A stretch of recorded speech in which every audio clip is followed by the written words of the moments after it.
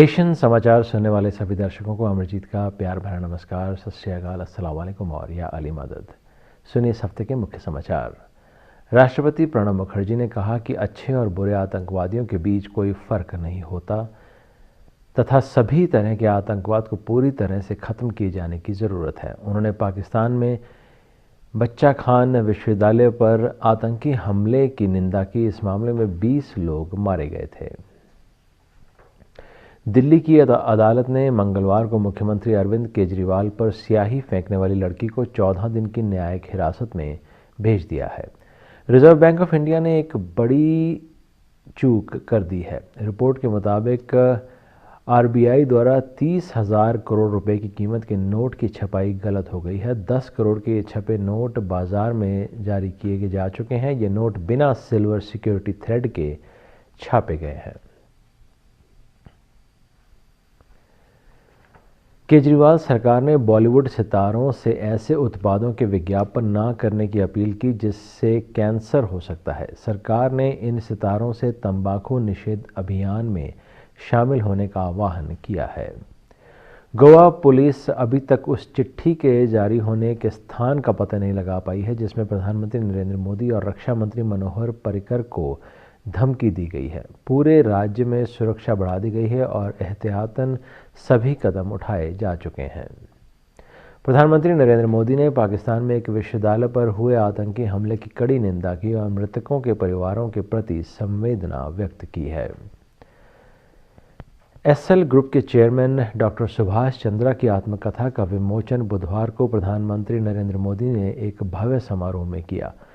इस आत्मकथा का शीर्षक the G factor, my journey is the wrong man at the right time है।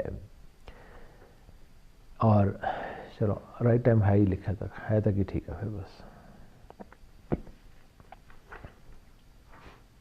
राष्ट्रीय राजधानी में सुबह कोहरे की चादर छाई रही जिस वजह से रेल यातायात बाधित हुआ। दिल्ली का न्यूनतम तापमान 8.9 डिग्री सेल्सियस रिकॉर्ड किया गया जो मौसम के औसत तापमान से 2 डिग्री सेल्सियस ज़्यादा था।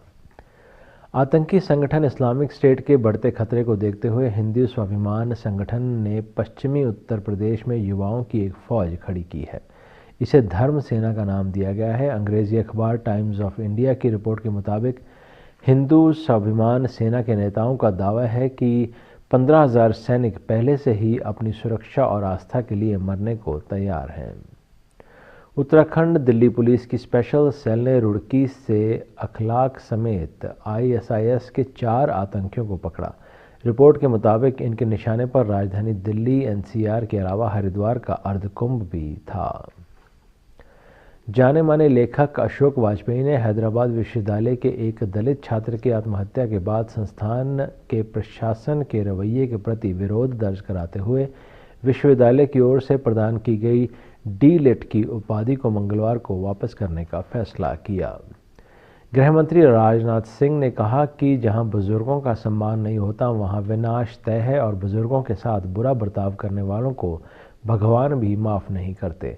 उन्होंने कहा कि अशक्तों के पुनर्वास के लिए भारत में वृद्ध आश्रमों का निर्माण करना होगा। लालू प्रसाद लगातार 9वीं बार राष्ट्रीय जनता दल के अध्यक्ष बने हैं और प्रधानमंत्री नरेंद्र मोदी पर हमला करते हुए कहा कि वे सांप्रदायिक ताकतों को कुचलने और दिल्ली से भाजपा को उखाड़ फेंकने के लिए देश में धर्मनिरपेक्ष ताकतों को एकजुट करेंगे। देश के अन्नदाता किसान और खेती की खस्ता हालत के बीच केंद्र सरकार ने किसानों को उनकी आवश्यकता पर आधारित एक सशक्त विस्तार प्रणाली प्रदान करने एवं राज्य विस्तार कार्यक्रमों को बढ़ाने की आत्मा योजना के तहत पिछले 10 वर्षों में 3,083 करोड़ रुपए आवंटित किए हैं। अफगानिस्तान की राजधानी काबुल में रूसी दूतावास के निकट बुधवार को एक आत्मघाती हमलावर ने अफगान टीवी चैनलों की टोली को एक मिनी बस को निशाना बनाकर धमाका किया जिसमें 7 लोगों की मौत हो गई। पाकिस्तान की यूनिवर्सिटी में बुधवार को सुबह 9:30 बजे हुए आतंकी हमले की प्रधानमंत्री नवाज शरीफ ने कड़े शब्दों में निंदा की है। उनका कहना है कि बच्चों की कुर्बानी बेकार नहीं जाएगी। प्रधानमंत्री नवाज शरीफ ने कहा कि बच्चों को मारने का कोई धर्म नहीं होता है। वहीं तहरीक तालिबान ने इस आतंकी हमले की जिम्मेदारी ले ली है। भारत ने मंगलवार को नेपाल में नेत्र चिकित्सा के कार्यक्रम आयोजित करने के लिए $4 लाख की वित्तीय मदद दी है। भारतीय दूतावास और गैर सरकारी संगठन नेपाल नेत्र ज्योति संघ के बीच इस संदर्भ में एक सहमति पत्र पर हस्ताक्षर किया गया। नेपाल के पोखरा में क्षेत्रीय हवाई अड्डे बनाने के लिए चीन $21 करोड़ का सस्ता कर्ज मुहैया कराएगा। नेपाल ने अपने विमानन क्षेत्र को विकसित करने के प्रयासों के तहत उसे यह कर्ज उपलब्ध कराया जा रहा है।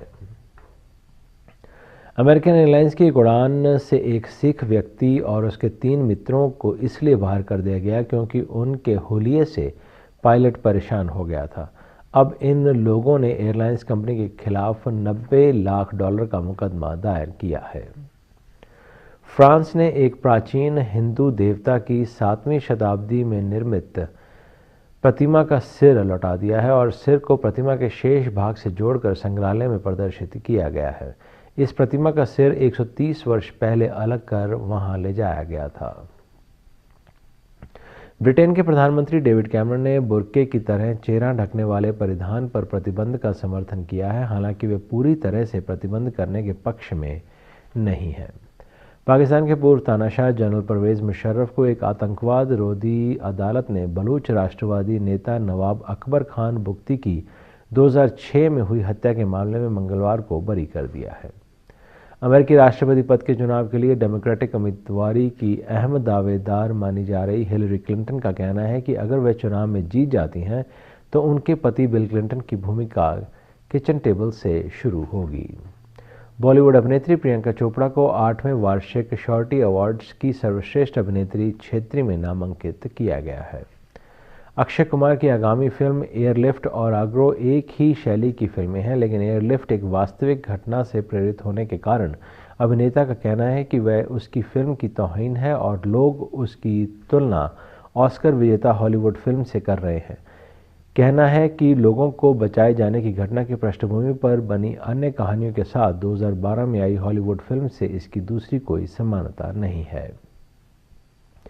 बॉलीवुड के दिग्गज अभिनेता निर्देशक राज कपूर के ऐतिहासिक पारिवारिक करीब 100 वर्ष पुरानी हवेली के नए मालिकों के खिलाफ पाकिस्तानी अधिकारियों ने प्राथमिकी दर्ज की है।